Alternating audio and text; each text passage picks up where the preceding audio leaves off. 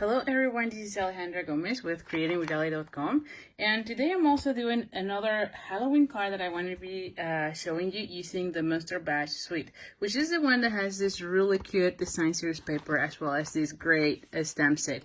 Now, one of the things that I love about this stamp set is that it comes, you can also do it as a bundle, and of course then you save 10%, but the dies from this bundle are just amazing. I've been using these dies for other things other than Halloween, because really there's nothing here that screams Halloween, and you can see it here on a Christmas card. So definitely this is a must-have die. So anyway, let's just get it started. And here is what I have. So I have basic black as my card base, and this one is 8.5 by 5.5.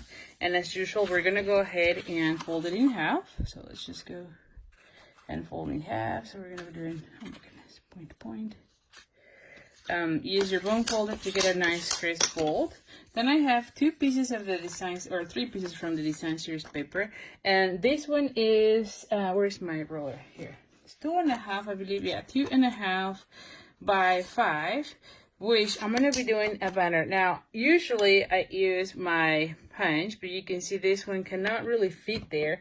So for this one, I'm actually going to be using my scissors. So if you ever have a situation like that, or if you don't have that great punch for other banners, you can just do cut in the middle and then do point to point. And you can see how this one will work. Here we go. And the same here. All right, so there you go. There you have your banner. So this one will go right here. And then I have a piece, another piece of design series paper out of the Monster Bash, and this one is 3 by 4, and this one will go right there. Now I'm gonna go ahead and pull a little bit low on this one, and then I'm gonna be adding this one right there. Yes, okay. And actually I think that this one is kind of large, so I'm gonna go ahead and trim it a little bit. So when that happens, when you're doing your designs and stuff like that happen, don't worry, just go ahead and trim it a little bit if you feel like it is a little bit off. A lot of times that's how I end up designing my cards. Yeah, this looks much better. Yes, or at least more in proportion. And then I have already fussy cut one of the images from the design series paper as well, and I have die cut these elements. So this one is going to be here, where I'm going to put my sentiment, and then I have already pre-done a bow just for the sake of the video.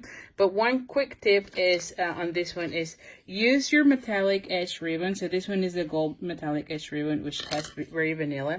And then just grab a piece of paper. You do have to have some sort of scratch paper on the bottom, and then just color it with your blend. So you can have this ribbon in any color. Now the cool thing is that we have also the silver, so you can have any color you want from the Stampin' Up in either gold or silver. Is that not the coolest thing? I mean, I think it's just amazing that. So anyway, so now that I have these parts, I'm going to show you a quick technique about how to stamp this one using your Stamparatus.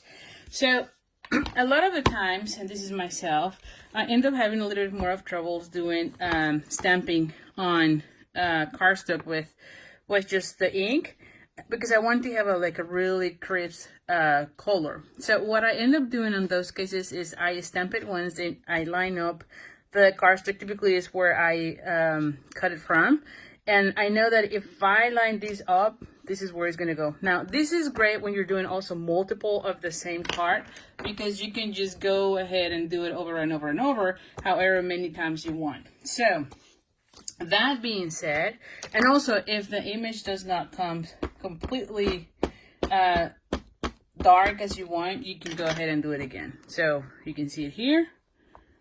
I'm gonna go press well, and see, I probably want another try, so I'm just gonna go ahead and put more ink. Stamp again. And this looks much better. I can even go a third time, because there's a little bit of pieces right on the spectacular that doesn't come quite as dark. And then this is the third try, right? And it could be also that my pad might not be as juicy. There you go. And then this one looks just amazing. Now, if I wanted to go again, I just put a new piece and then I can just do this. So it is just easier rather than stamp it here and put it on die cut, because the other thing that you ensure is that it comes exactly where you want it to be, right? Like this one is exactly in the middle, so I don't have any fears of my die cutting when I am die cutting to move, right? And you can tell I just stamp it here. Use your thing, your mask, just to figure out, do I want it right here? Do I want it right in the middle? Do I want it this way? So depending on how you want it, just put it here, and that's exactly how it's going to show up on your piece of paper. And again, this is great, like if you're going to be doing multiples of Halloweens, which we typically end up doing a lot of Halloweens for like treats, this is a great tip. So anyway, so let's just get finished with this card. But as you can see, it's really simple to put together. So at this point, it's just, let's just put that one. And I'm using Fast Fuse. Believe it or not, I still have some left. I don't know what I'm going to do once I run out. But if you don't have Fast Fuse, you can also use a snail or the liquid tumble as well. So just use whatever you have to adhere your paper. So I'm going to go ahead and put it like right here. Yes. Okay, and then I'm going to put this one right there. So I want to put this one right here. Right? Like here. And so I want to put this one with, actually I think I want everything grays, to be honest. So let's just add, or actually, no, I just want that one gray. So I think it will look nicer if I add a little bit of dimension on one thing, but not the whole thing. So I'm going to be putting this one like right here. And then this is the one that I'm going to be putting with dimensionals. So I'm going to go ahead and add dimensionals. Let's just remove the backings.